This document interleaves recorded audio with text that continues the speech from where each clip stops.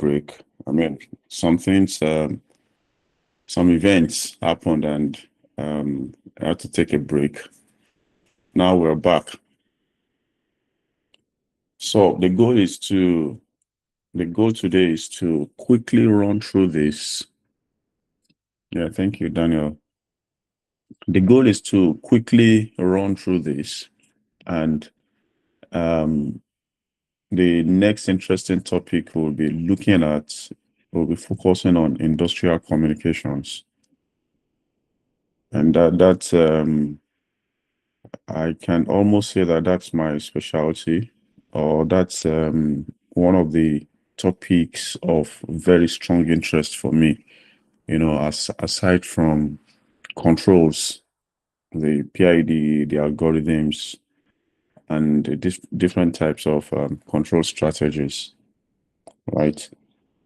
And industrial communication that involves both hardware and software and cybersecurity, IP configuration, creating networks, creating VLANs, looking at system architecture,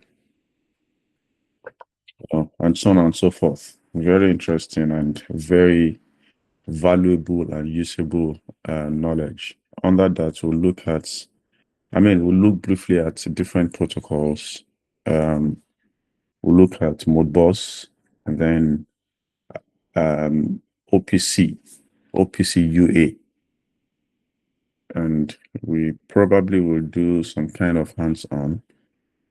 A standalone course is being prepared on the Skill Catalyst platform for this. So, but that's separate from what we do here, all right? So the goal this morning is to, when we talk about timers, PLC timers, counters, and alarms and sequences, it's a very vast topic, right? And then it is customized in the sense that we have the generic form. So I will be talking more on the generic form. But then you will now need to take it a bit further and look at the equivalents if your work is centered around Allen Bradley, Rockwell Automation, or Siemens. I think those two are pretty representative of the controllers we have in our ecosystem. If your work is centered around those, then you need to get that done. All right.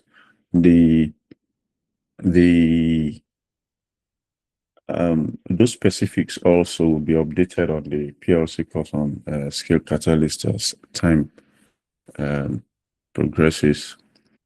Okay, so I have a hard stop by 9.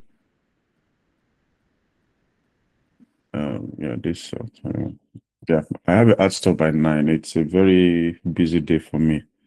I still have about 3 other lectures to deliver today, so I'll be taking breaks in between. Okay, so I was in Doha Airport a while ago, and I asked for a meal. Actually, what drew me to that restaurant was this system. When I saw it ahead, I automatically chose the restaurant. It naturally tickled my curiosity. And here we are seeing what automation can do, even in a restaurant, in food services, right? That particular restaurant is actually, I was a bit embarrassed. I discreetly took this video, actually. I didn't want to start, behaving like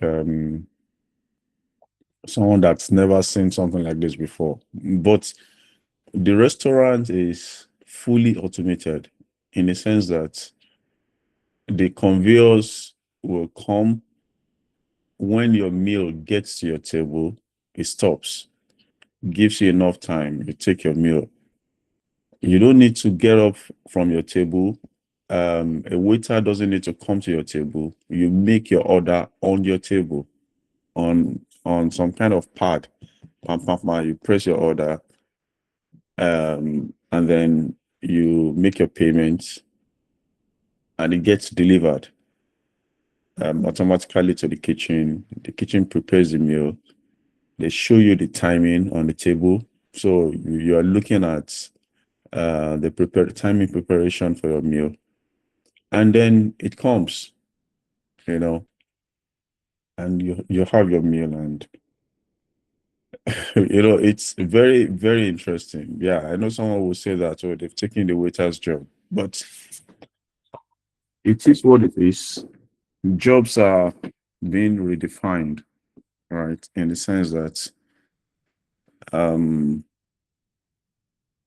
if the waiter's job is taken, then automation jobs has been created, because a system like this, even though it provides convenience and efficiency, and then in food handling, you reduce the amount of interaction with humans, so it does that, and then it brings that um, novel factor, to the restaurants. But this is a mechanical system. The conveyor system is mechanical. So you can see it's moving, all right? The conveyor system is mechanical, it's moving. There will be the electrical system, there will be the programming, there will be the sensors, and so on and so forth. So some smart guys will need to do that programming, you know. You can see the conveyor there. You can see the conveyor there, you know. So some smart guys will need to do the programming and the maintenance, of this system. And one of the one of the crucial logic that enable this are the timers, the counters, the alarms, and the sequence logic. Excuse me. The sequence logic. And that's what we're looking at today. Confirm you can see my screen. Okay, great. Let me try to make this bigger.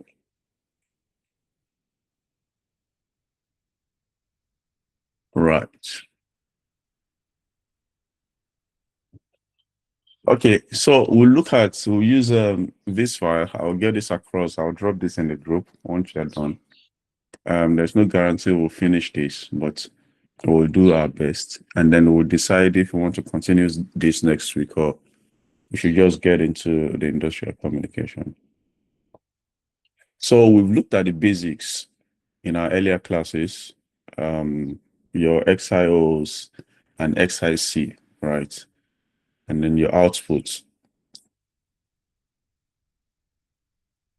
So we've looked at the basics, and I assume, well, I don't know, probably there are some people attending. Is there anybody attending this class for the first time? Okay. Mr. Yes, Emeka. Okay. Okay, well, I mean, we've had it's my past first time, sir. classes. Okay. And Mr. Francis Hinyang. All right.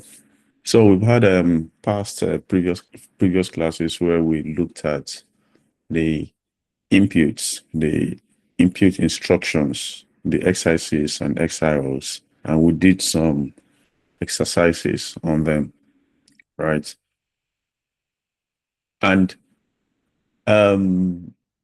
so basically you can use those instructions to turn things off and on, right? Based on the digital signals coming from your external devices, right? So in this session, we'll be looking at the timers, the counters, and the alarms. These are instructions that helps you to handle events, right? It helps you to time, it helps you to delay, it helps you to count, and it helps you to sequence. So if you look at that, what's it called now? The video I showed earlier, right? If you look at that video, you will see that there's a sequence involved. The chef prepares the food. The food needs to get on the conveyor. The conveyor needs to move at a specific speed, and then it needs to get to a specific table. So the plate must be able to identify the table it is going, so that the food is delivered to the right person, you know. And even after that, the plate gets returned to the conveyor, and then the conveyor delivers it back to the kitchen. So that is a sequence, and you can program that in a PLC. So the goal here, I mean, I must warn, we cannot exhaust everything that has to do with timers and counters. Under timer alone, we have the timer on delay, we have the timer off delay, we have the retentive timer on, we have the pulse, the timer pulse, right? We have and we have different retentive variants, of timers. And the same thing applies to counters. We have count up that counts from 0, up, then count down. Then we have another timer that can do both, count up and down. And then we have high speed counters, and we have resets, Um, can someone give me an example where we use high speed counters?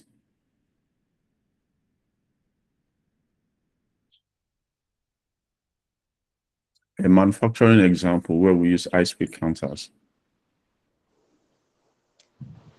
For encoders. You said? For encoder signals. Yeah, encoder, exactly. So you have high speed counters. You use it to count, use it in encoders. You use it with encoders rather. All right. Okay, so we have all of those, and then alarms and sequences detect when something goes wrong and run steps in the correct order. As example is in packaging line alarm system. And the principle we are looking at today, even though we're focused on the restaurant because it's novel, but this is exactly the same principle used in manufacturing facilities. So think of facilities that produce Coca-Cola, bottled water, alcoholic beverages, beer, and so on and so forth. Even yogurts, right? So if I start this, so this like a small simulator, right? So if I start it, you can see this. So this is the conveyor represented in green, right? And then here is a sensor here, right? And then you have the conveyor of sensor idle. That is the status now. There's no fault, and then the timer is not counting anything, right? These are the buttons. You can start, you can stop, you can reset, and then this is a jam indicator, right? And then this is like the dashboard where you have the counted items, the timer, the target, and the state, right? So if I press start, so you can see the timer comes on, and then you can see the product. So as the product is coursing through the sensor, the item is being counted, right? And these are targets. So that is 5. So we've programmed this conveyor to run 5 items and then stop. So 5 items makes a batch, right? So 5 items makes a batch in this example, right? And that is how the system generally works. Behind this conveyor, there are quite a number of things that functions even beyond what you're showing here. There is an electric motor somewhere. If we have an electric motor, can someone tell me what is another logical equipment that must be present?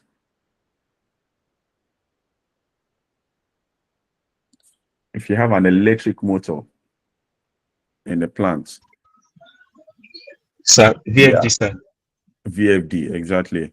So because we have an electric motor, we have a VFD.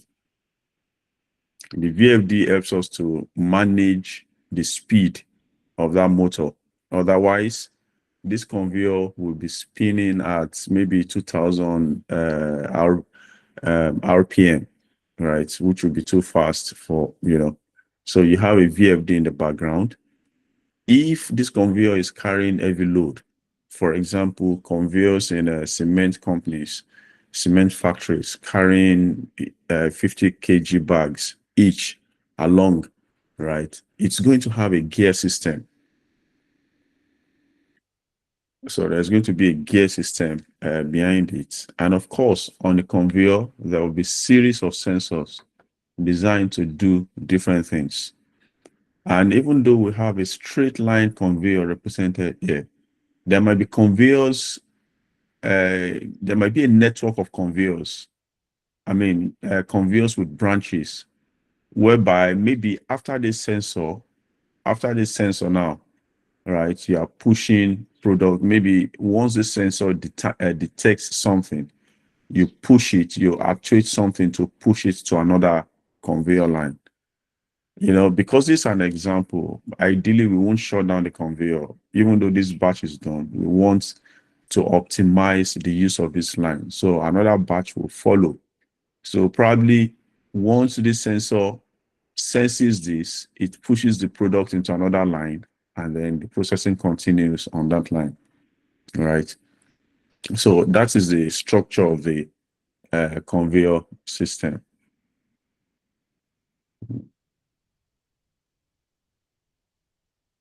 What's this?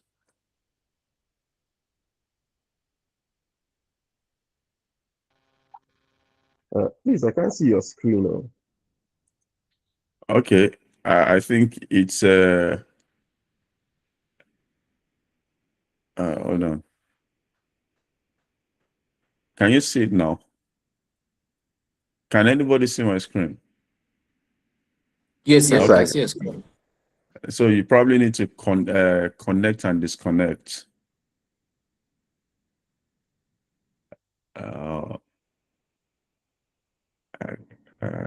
This my task bar. It's not allowing me to do. Okay, so this is what I'm looking for. All right. Okay. So what is a timer? A timer is a PLC instruction that measures how long something has been happening, right? And we must also, there are hardware timers that we use in panels, right? In control panels, right? But our focus today is timers, the PLC instruction, right? So, it's like a stopwatch that starts when a condition becomes true. When the stopwatch reaches the preset time, it flips a done bit, that your other rungs can use to trigger the next action. So like we mentioned earlier, there are different types of timers. There are timer on delay, right? The timer on delay, the output will energize after the preset time once the input goes through. So the input goes through, and then it waits for X minutes, or sorry, X seconds, depending on what the time you set, right, before the output goes through, right? So the timer registers, you have the presets, you have the elapsed time, you have the input, you have the done bit, and then you have the time, the enable. That is when the timer is enabled, right?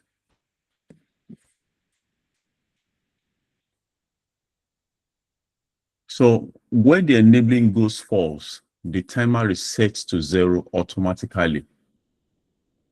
The next time the run goes through, it starts from 0 again. But this does not apply to the RTOs. The RTO is a retentive timer on, and it accumulates time, right? It remembers its last operation.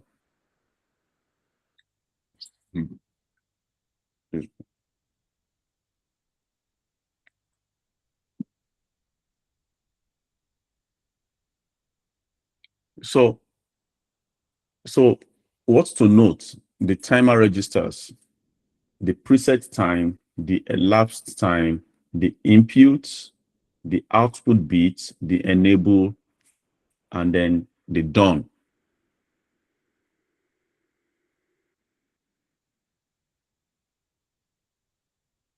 So, like I mentioned earlier, right, we have the generic, IEC, right? And then we have Allen Bradley, how Allen Bradley implements the timers in Studio 5000. And then we have how Siemens implements it in the TIA portal, right?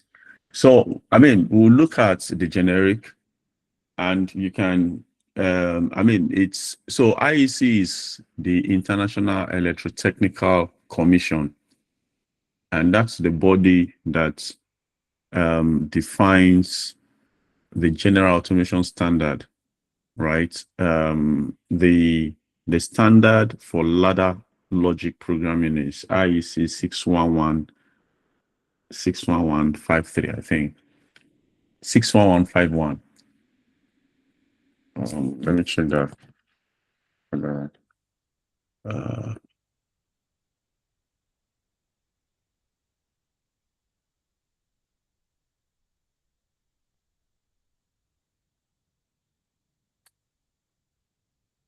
yeah, 61131. Yeah.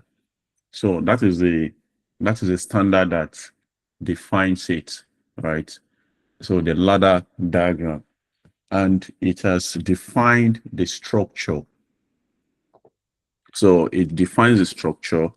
What Allen Bradley and Siemens has done is they now customized, they built on that structure a customization to choose their own business strategy, right? So basic timer application example, right? Conveyor startup and jam detection. The restaurant has a conveyor belt that carries meal trays from the kitchen to a central serving point. When the operator presses start, you do not want the motor to slam on immediately. That will jerk the belt and tip the food. You want a 2-second delay before the motor starts. A timer on a turn timer handles this, right? So you also want a false to fire if the motor is running, but no trace are detected for more than 5 seconds. This means the kitchen has stopped sending trace, or there is a jam on the belt, right? And then we have the ladder program there explained on the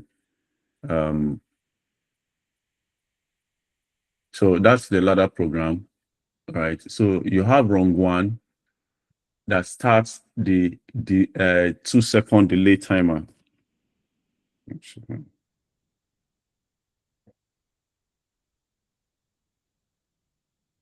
So rung 1 starts the 2-second delay timer. All right. So this rung starts the start delay, and then the motor does not start yet. So it is a clock we are starting. We start the clock, and then the clock counts for 2 seconds before there is an output that starts the motor, right? So the motor does not start yet. We're just starting the clock, right? So this is the tag. This is the run command. The run command generates, initiates this time on delay, right? So you have the start delay, right? So that is the wrong one of that program. Now, once the done bit goes through on this timer, right? So rung 2 energizes the motor after the second delay, after the 2-second delay. Are you following?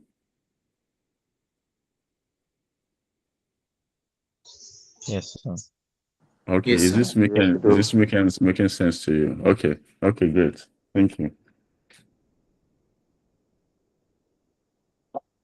There is a scenario already based on this on the platform.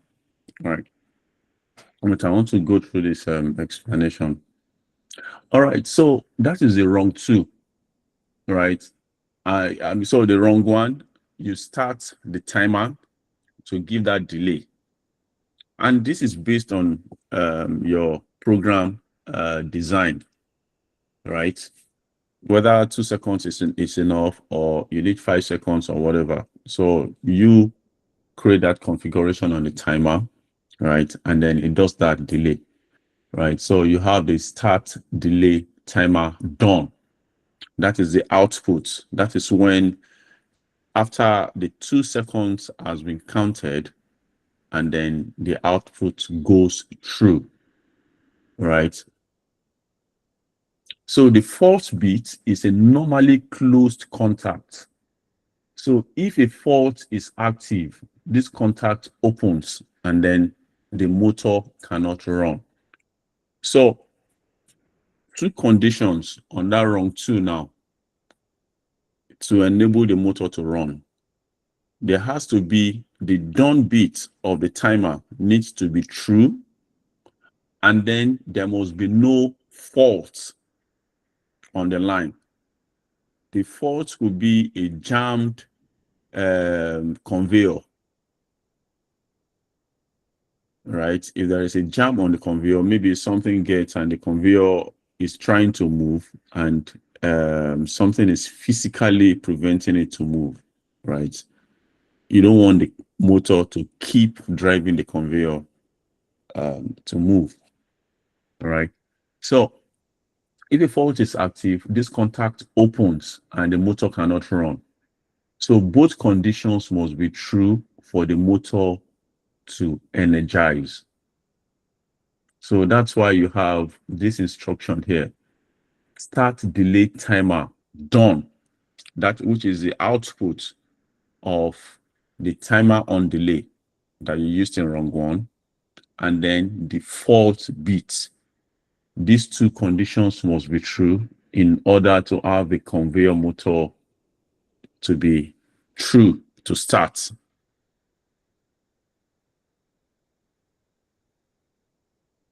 Right. Now we go to rung 3. So rung 3, run the no item fault timer. So this is another timer to show to determine whether there is an item on the conveyor or not. So this timer only runs when both conditions are true. 1, the conveyor motor is on, that is belt is actually running. Then 2, the item sensor is off, no tray currently detected. Because every time a tray passes the sensor, item sensor goes through. So we're now implementing this condition that if after 5 seconds the sensor has not determined, has not gone through, right? And then, so that means that there's no tray on the conveyor. There's no point running the conveyor if there's nothing on it, right? Energy consideration, right? So every time the tray passes the sensor, item sensor goes through, which breaks the rung and resets the timer back to 0. The timer we're talking about now is a second timer, the 5 seconds timer, right? If 5 full seconds pass with no tray, the timer done beat fires, right? So that's why we have this line, the conveyor motor item sensor, right? And then you have your timer on item timer, for 5 seconds, right? And then rung 4, that's where you have the latch default beats when no item fires, right? So you can read through this instruction. Let's quickly go to the other. Is there any question on this?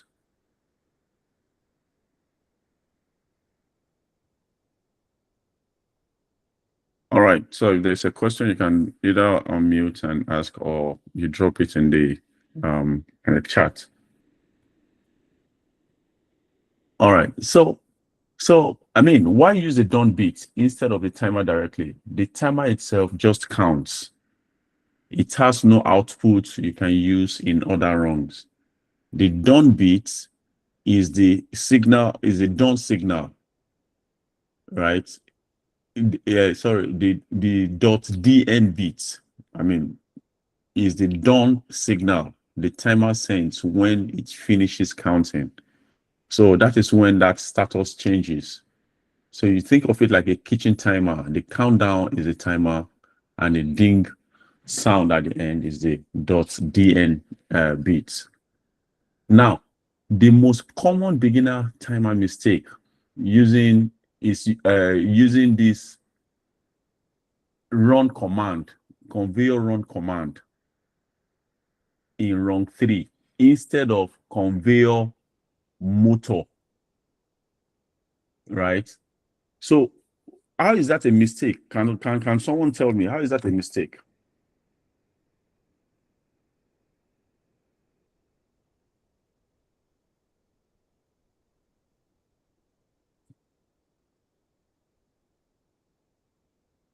So in rung 3, right? Instead of using this, okay, the question again, yeah, that's what I'm trying to so look at what I highlighted, using the conveyor run command in rung 3 instead of conveyor motor. Maybe the question is, what is the difference between conveyor run command, right, and the conveyor motor?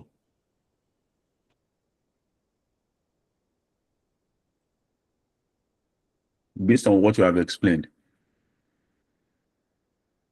Or is the question not clear? Okay. Not an actual. Okay, let me see that chat again.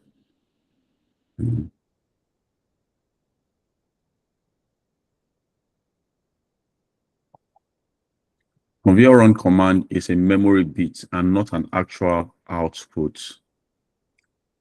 Okay. Well, yeah, but there's a compelling reason. So remember, the run command starts a timer, right? Once you initiate the run, once the run command goes through, based on this, on our example, a timer on delay fires, right? And there is a delay of 2 seconds. Conveyor run command is an input, while the conveyor motor is an output. Yes, you are right. But why, in rung 3, where is that rung 3 here? In rung 3, the function, or what rung 3 is doing, is to detect if there are no trays on the conveyor. And how does it detect? It detects by using a sensor. If the sensor does not go from 0 to 1 within 5 seconds, then we conclude that there are no trays on the conveyor, right? But in rung 1, the run command, right? The run command, once you give the run command, once you start the conveyor, there's going to be a 2 seconds delay. So if you use that run command in rung 3, you've already reduced the 5 seconds condition of rung 3 to 3 seconds. Because the delay in rung 1 will be there for 2 seconds. The actual operation starts after 2 seconds. So it is, excuse me, it is that DN bit, right, that we should use. Yeah, because the DN bit activates the output, right? So that's why we should use, that is what we should use in rung 3, so that we'll be able to have our complete 5 seconds. Does this make sense to you?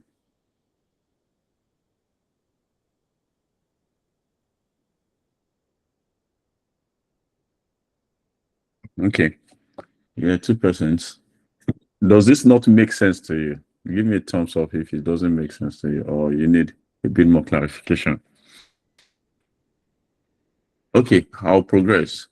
So the part B, the tray routing. How does each table knows its tray has arrived, right? So in our example here, we have the restaurant has 10 tables. The kitchen loads trays onto the conveyor in order. Table 1's tray first, then table 2, and so on. The challenge is, how does the PLC know which tray is for which table, and how does each table get notified? So again, this is just an example to illustrate the function of these commands, right? There are different ways that you can solve this problem, and there's nothing that says that the kitchen must load the table sequentially. When I go to the restaurant, I can I mean, if I go to such a restaurant, I can sit at any table I like. There's nothing that says I should sit sequentially, so that if table 1 is not occupied, then I must take table 1. No. So I can decide to go and sit at table 10.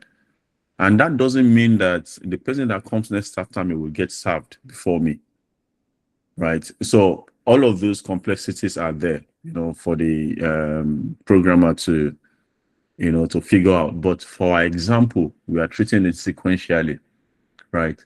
So the simplest industrial solution, and the one we use here, is fixed position detection. Each table has its own sensor position along the belt at a fixed distance from the kitchen, right? So table 1 sensor is closest to the kitchen, it has the shortest travel time. Table 10 sensor is furthest away with the longest travel time.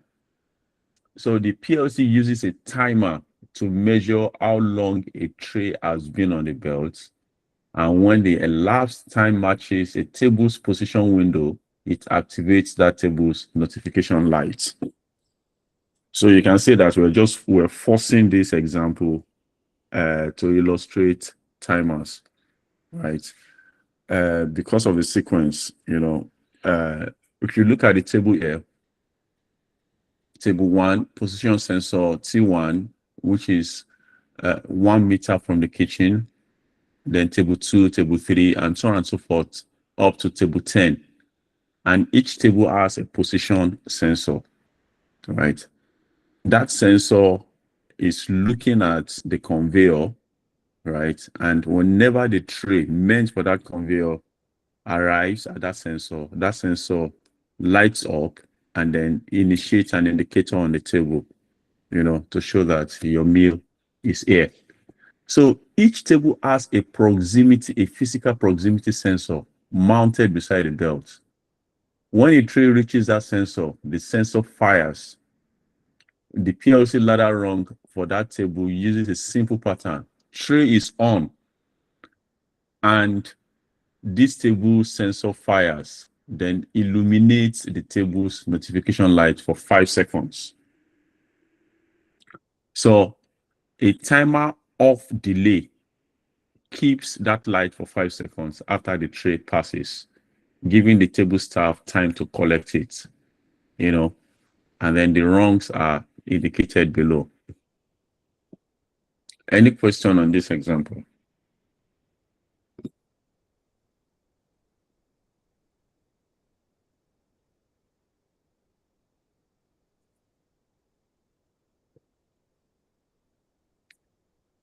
Okay. Sorry, sir. Yeah. Please, can you explain more on that, the distance you talk about, where the distance from kitchen to table 1 to table or to table 10, like, how do the PLC measure that distance? Okay, so it's not the PLC that is measuring it. We already did the measurements, right? We already did the measurements, right? So it's part of the assumption when we're doing the design of the system, right? So look at this line. The simplest industrial solution is fixed position detection. Each table has its own sensor along the belt at a fixed distance from the kitchen.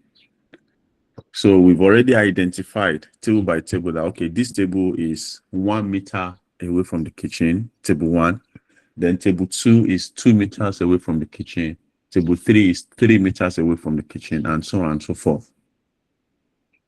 So just like I said earlier, this is not necessarily the most optimum solution for this problem. But this is, just to illustrate the use of a timer. Does it make sense to you now? Okay. So that means you use the timer in place of maybe for, like you say, 2 seconds for 1 meter, 4 seconds for 2 meter, and 6 seconds for 3 meter. Exactly. Right. Exactly. Thank you. So that's why if you look at the table now, we have the travel time, right? So this example is in the PLC program. The simulation is right there. Okay, so let's progress. So you have that, and so you can see rung 5 detect tray arrival at table 1. And then the conveyor motor must be on, belt is running, and the table 1 position sensor must detect the tray passing. And this fires a set coil to latch the table 1 tray present bit. Right. You can take time to run through this the logic. The time is fast speeding. So so why 4 rungs per table? Each table needs to do 4 separate things. Number 1, it needs to detect the tray arriving. Number 2, you need to start the notification timer. Number 3, it needs to drive the light output. Then number 4, it needs to allow staff to acknowledge. Keeping this at 4 separate rungs makes the program easier to read, to test, and to fault find, right? And then there are other approaches that you can use to solve a problem like this. You can use RFID tags on each tray. You can use barcode or QR code on each tray, right? And then you can use other entry panel where waiter imputes the table number. So those are different other approaches you can use to solve this particular problem. Yes, and it is tested during commissioning. Yeah, of course. Yeah, of course. I mean, commissioning is where you, or pre-commissioning is where you validate all your assumptions, you know. So whichever approach is right depends on your requirements, right? So you design your program in view of the hardware and other constraints available. So why timers matter in real plants? It protects equipment from startup shock, detects jam automatically, enables timed routing and sequencing, and then precise repeatable timing every cycle, and replaces manual watchdog monitoring.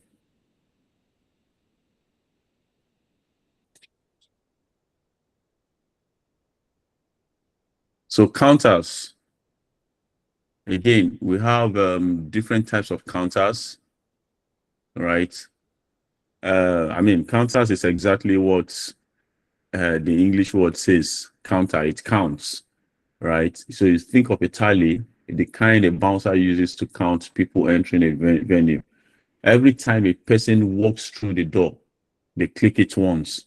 If you're boarding a flight, you will see someone at the entrance, one of the what do they call them now, the air staff or air hostess, right, with some kind of device, and then as you pass, they click it once, you know, just to count the number of people that has entered, you know.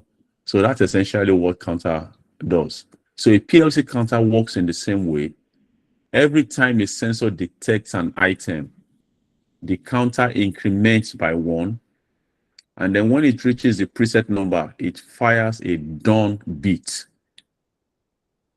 So the preset is what you give to the counter, right? So you give that number, and then as it counts up,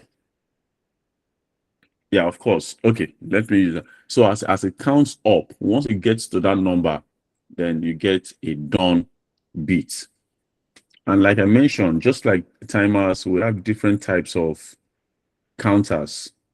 We have the count up, count down, then the count up and down. We have the high speed counters, right?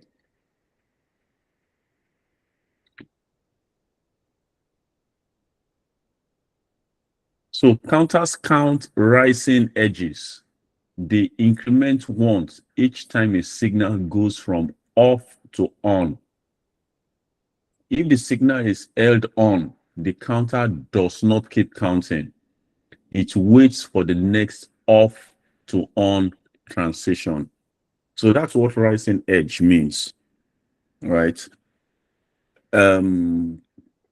When the signal changes from 0 to 1, there's going to be a rise, you know, from 0 up to 1. You know how a digital signal is. Okay, so you know how a digital signal is. It goes from 0 to 1. It is that is called the rising edge, right? Oftentimes, when the signal goes from 0 to 1, it stays in 1 for X millisecond. How do I Let me see if I can illustrate this. Do you understand the rising edge? Okay, let me just okay. Yes, Okay, great. What's happening?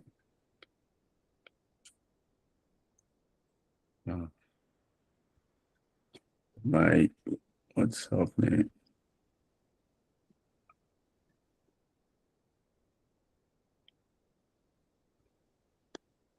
Okay, I'm not more sharing, right? Or can you still see my screen? I can see your screen. What is this? Okay. Yeah, someone mistakenly to share window, share this window. All right. Okay. So on that rising edge, so if you look at how would I put it now? So picture and x-axis. I didn't join with my iPad. I would have been able to sketch, right? So picture and x-axis, and the value, there is 0 and then there is 1, right? The point where that line where the signal goes from 0 to 1, that is when it counts. As long as that signal stays on 1, it doesn't count anything, right? So when the signal goes to 0, it doesn't count anything, right? It is only on the next cycle when the signal goes back to 1, from 0 to 1, that is when it counts. So, and that's important to note, right? That's how timers function, right? And then you have the key registers. You have the preset value, the target count you set in the program, right? It never changes. Excuse me. So it never changes during operation. And then you have the accumulated value, the live running counts. You know, you read this on your HMI to show your current progress. Then you have your count up, count down inputs, increments or decrements on each rising edge. And then you have your reset that clears the accumulator to 0, right? Then you have your done bits, right? KU fires when ACC is greater than or equals to preset value. QD fires when ACC is less than or equals to the countdown timer. Then AB uses .dn for both. So those are, I mean, like we said earlier, the different OEMs uses different notations, right? So just take time to read this. It's pretty straightforward. The QU and QD, right? CU is simply count up, CD is count down. So just like we have a counter that counts on the rising edge, then there is the opposite also, right? That only counts on when it is going from 1 to 0.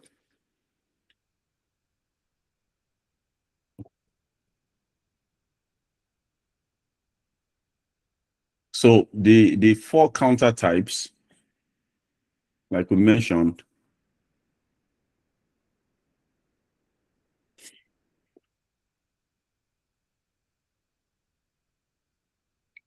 so we have the count up, count down, the up and down, and then the high speed counters. So a counter does not reset automatically. You must explicitly reset it with a reset instruction when you want to start a new batch. If you forget, the .dn bit stays latched and the machine will not run the next cycle. Does this make sense to you?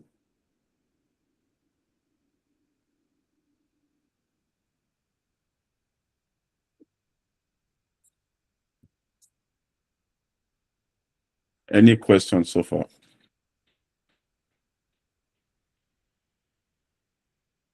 All right. Yes. Please, this high-speed counters, you said they are like they are more like they are not part of the program. I want to try to understand that meaning of hardware based. Sorry, say that again. The high-speed counter, Yeah. it looks like that they are hardware based. So I'm trying to get what that actually means. Is it that maybe we have high-speed counter devices that are installed along the line? No. Did I say that they are hardware based? From this file there, I'm seeing something like hardware based. You can slide back to the previous slide. So,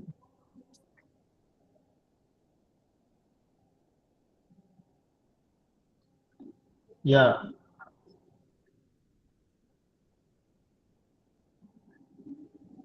Okay, so what's the question? Okay, for that high speed, there's something behavior you said is hardware based, handles port strings, something like that. So I don't know what that hardware based actually means. Okay, so there are how do I explain this now?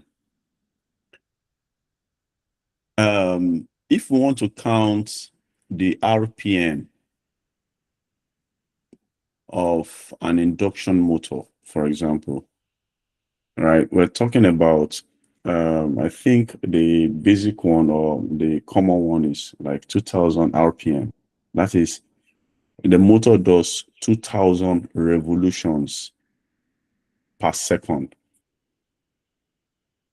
right? No, sorry, per minute, right? If you divide that, let me make a division. 2000 divided by 60, 2, 1, 2, 3, divided by 60. Right, we're talking about 33 revolutions per second, right? Now, if you have a PLC, if you run your program on a PLC, there is something we call the scan time. The PLC is going to scan your inputs, run the logic, update the outputs, and then update the outputs, and then do the housekeeping. Typically, this gets done within 10 seconds. I mean, again, it depends. So let's say that it gets done in 10 seconds, right? Let's say that just 2 seconds is allocated for reading the inputs, right? Now, based on the calculation we made, within that 2 seconds, the motor will have done 66 revolutions. If another 5 seconds has been allocated for the logic to be done during this scan cycle, within that 5 seconds, the motor will have done another 33 times 5, 165 or thereabouts revolutions. And that 165 revolutions will be ignored by the PLC logic because it does not happen during the input scan. So that is why we have dedicated devices like encoders, right? Dedicated devices that does this counting. Does it make sense to you? Do you understand? Are you familiar with the PLC scan cycle? Yeah, because the reason why I know I'm familiar with beverage production line. I know on a conveyor belt there are some we have some PE sensors installed. So I want to actually understand how they communicate with the PLC in this regard. That's why I asked that question. But I get it now. I get it. Sorry, say that again. You think your line breaks? Okay, the scenario I'm familiar with is maybe most times for beverage conveyor lines, you have photoelectric sensor that reflector installed You have that what can kind of sensor? PE sensor, photoelectric sensors Okay. that takes every bottle that passes by like a pulse. So, and I want Yeah. to now get how they relate this with the PLC. That's why I ask. Yeah, but the scenario you did now is regarding the maybe the encoders installed in the motors. So I want to, is it almost the same thing in this It's when comparing it it's to the sensors too? yeah, it's the same principle, right? Okay. The PLC is limited by its processing power. I mean, sorry, processing speed, right? On a line, on a conveyor line, right? You can have as much as probably maybe 100 bottles passing through a section, maybe in 1 second, right? So I mean, we cannot understand this without understanding the PLC scan cycle. So probably what you need to do is, if you're not fully familiar with the PLC scan cycle, right, you need to figure out, understand what the scan cycle means. The scan cycle, like I explained, on every rung of a ladder, there is an input and then there is an output. So the PLC will first scan the input, take all the data from the input, write it into a table in its memory. Then it runs the logic on that input and use that logic to update the output. All of this happens in a time T, a defined time period, right? But the problem with the PLC is that once it reads the input, it progresses to doing the logic, that is the calculation, and then updating the output. While it is doing the logic and updating the output, if the input changes, it won't factor that into what it's doing, right? That is a limitation based on a scan cycle, right? And that is why we now need high-speed sensors or hardware that does that counting and will be able to present that data in I mean to the PLC in a relevant manner. So the concept of the encoder, the concept of the high-speed sensors that is counting the bottles on the conveyor line, they are essentially the same thing. So it's a similar concept. All right, thank you. All right, thank you. So that's that on counters and how it works on the our time is far spent, right? How it works on the bottling line, and then you can have a look at this. I'll share this after this class, right? You have the platform syntax, the generic, the Allen Bradley, and the Siemens.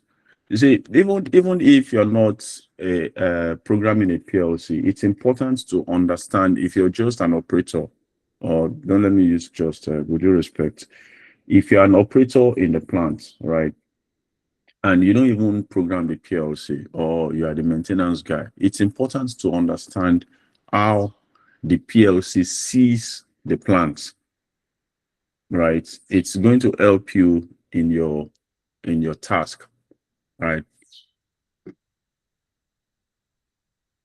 Okay, let me just progress. So the most common counter mistakes: forgetting the reset wrong. If you do not reset the counter after a batch, the .dn bit stays latched on permanently, and then the next time you press start, the line stops immediately because the counter still thinks it has reached its target.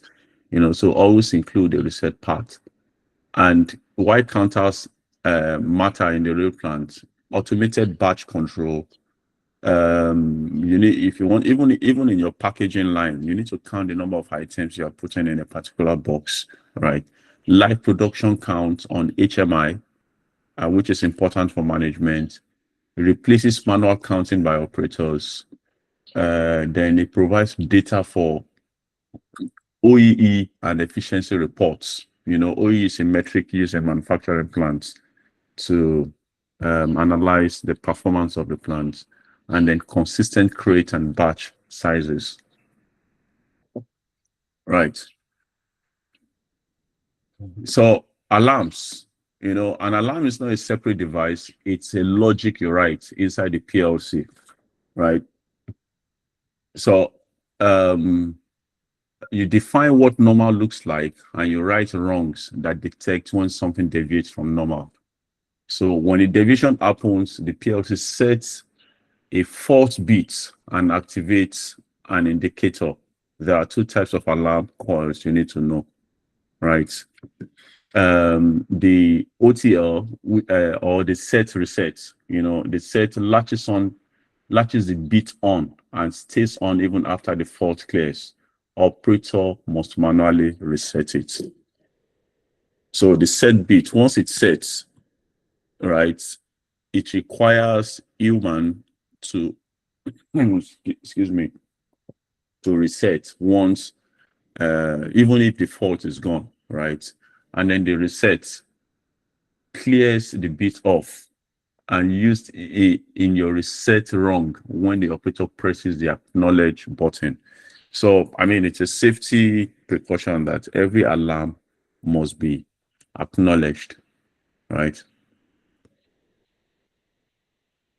So the 8 alarm types used in the industry, you have the II, the I, the low, and then the low, right? Then you have deviation, you have a rate of change, you have diagnostic slash fault, and then you have your process alarm. So a packaging machine wraps products and seals them. It should process one product every 3 seconds under normal conditions. If the machine is running but no product passes the detection section for more than 6 seconds, something is wrong. So it's either a jam, empty feed, or sensor failure. The PLC uses a process alarm, that is no product fault, to detect this. Stop the machine before packaging materials is wasted and alert the operator. So that's essentially what the alarm is, right? So you have the no product detected, the process alarm, machine running, plus no sensor pulse for 6 seconds. False bit will be set, then the machine will stop, and then the fault alarm will come on, right? Motor feedback mismatch. The run command is on, but feedback is absent after 3 seconds. Motor will trip or VSD fault suspected. And then you have the, and then you have the emergency stop, which is a critical ESD. I think we all understand what the ESD is. And then the batch completes, which is informational. And that's the alarm. I'm going to send you, the coil comparison instruction, Allen Bradley, Siemens, and, like I said, I'm going to send this instruction. I need to start rounding up now. All right. I need to start rounding up now. I'll leave the next 10 minutes to questions. And then do you think, so I'm going to send you a link.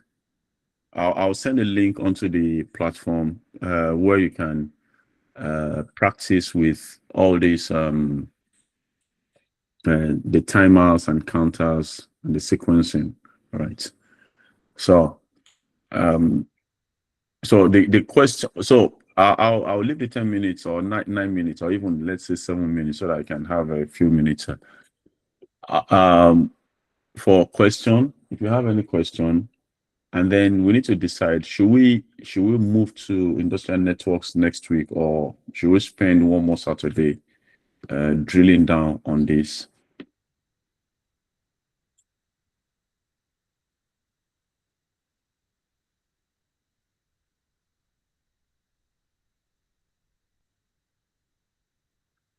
Any question? One more Saturday, sir. Okay. Please, this alarm, don't be offended, sir. Is it input or output or I don't know what signal? So alarm is neither input or output. Alarm is a condition, right? Alarm is a condition that you test for, and so you know what is normal, right? And then you are testing for a deviation from what is normal. That's where you use you can use quite a number of things, right? If, for example, if you want to use a counter, if you expect 10 items in a section of the conveyor or in a box, if you are getting 11, right, you would have, I mean, if you're getting 11, then that means that it's an abnormal condition. So you will implement an alarm to check that. If it is critical for you to have 10 exactly, so you implement a comparative instruction greater than or less than or equal to, right? So you implement that and then you use that to generate an alarm. So it's not an input, so to speak, but you can use the alarm signal as an input for another process. I don't know if that makes sense to you. So you've generated the alarm, right? You can use that alarm as an input to another process. Lumayowa, you want to say something? So is it that when the alarm comes on, it will not send the signal as an input to the PLC? Or I'm not understanding it well, sir. Please don't be offended. No, no, no, Yeah, no, I can just no. add a little to it. Okay, yeah, go on. Yes. So some devices have alarm status that is wired as digital inputs to the PLC. So you have fault status on valves, pumps, and things like that. And they come in as digital inputs at wire to the PLC. And then, like he described, we also have some process conditions in set up in the logic to give the alarm output. So the output will be in form of things like indicators. Maybe you have a buzzer or indicator light, but the status coming in from the field can be digital input and then written in the logic to express that status, maybe on the alarms page or through the buzzer and light indicators around the plant.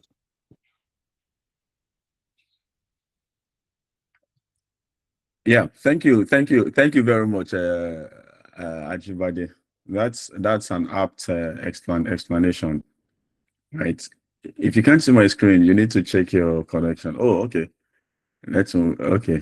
Someone want to move to industrial network. Let's finish this course. So I'll move to industrial network. Okay. I'll drop a poll. All right, will help us drop a poll on the group and then we'll vote and decide. Mr. Alanga Innocent, you raised your hand. Yes, sir. Okay, I want to ask. Yeah. From the little knowledge I have about alarm programming PLC in TI, let me use the word TI.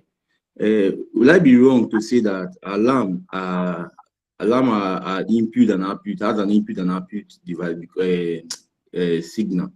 Why I say so is that because the programming, there will be an output. They say, okay, if that output command means it's a fault, and that output will be served as an input signal to, if you want to do like a wired PLC, like the last person said, you have to do a wired a configuration to the PLC as an input signal and tell the PLC that if you see this input, you give an output, and that output will be like the red lamp, the pilot lamp that always come up. So it will be like a red lamp. So will I be wrong to say that alarm are input and output, or it contains input and output signal?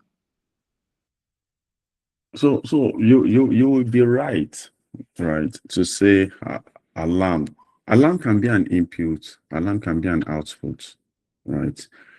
Just like in your if you write a ladder logic for motor to start and stop a motor with seal in, right?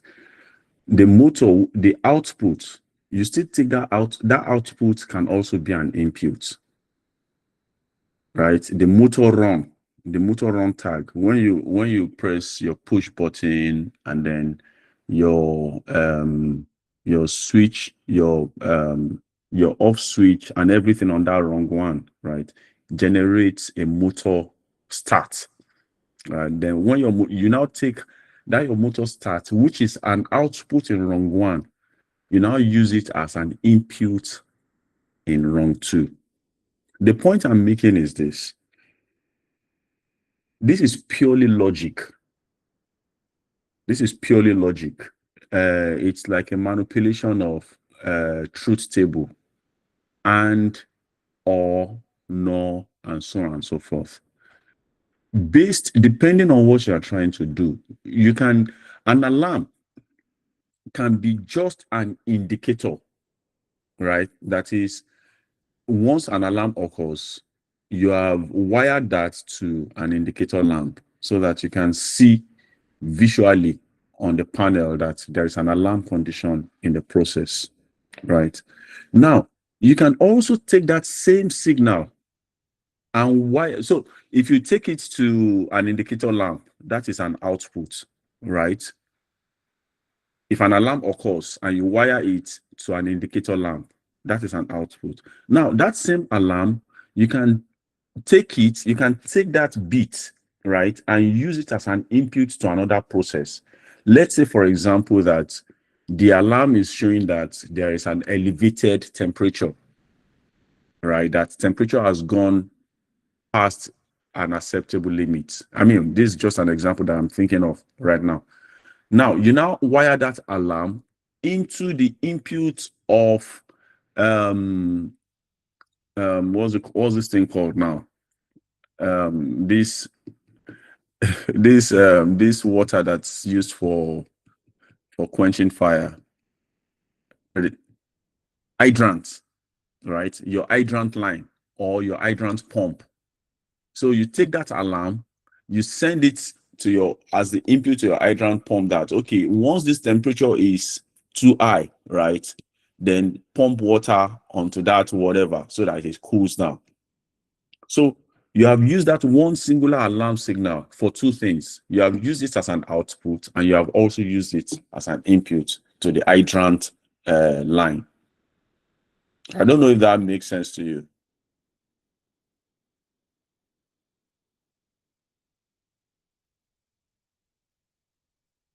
Okay, thank you. Yeah, so John, automation system. Yeah, I mean automation. So everywhere we go, we are seeing automation, and we'll continue to see it. And that's because automation is what powers our civilization, right? Without automation, we cannot do things at scale, right? We even in the house now, we are seeing automation where we move our curtains, even though that makes us more lazy, or lazier. We can, at the press of a button, we can move our curtain, or we can even configure it with a sensor that during daylight, open the curtain or close it, or when it is sunny, close the curtain, switch on this and that and that. So automation is actually pervasive. And that's why we need people like you to look at more and more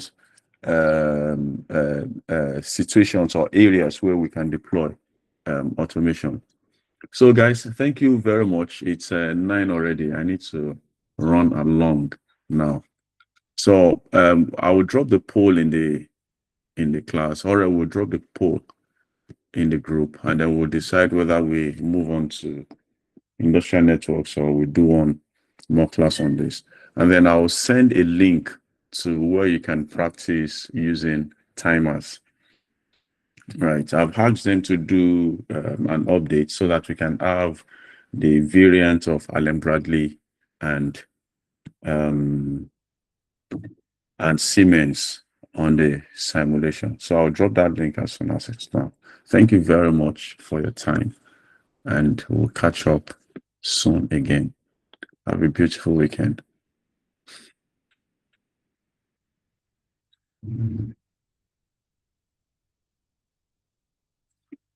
All right.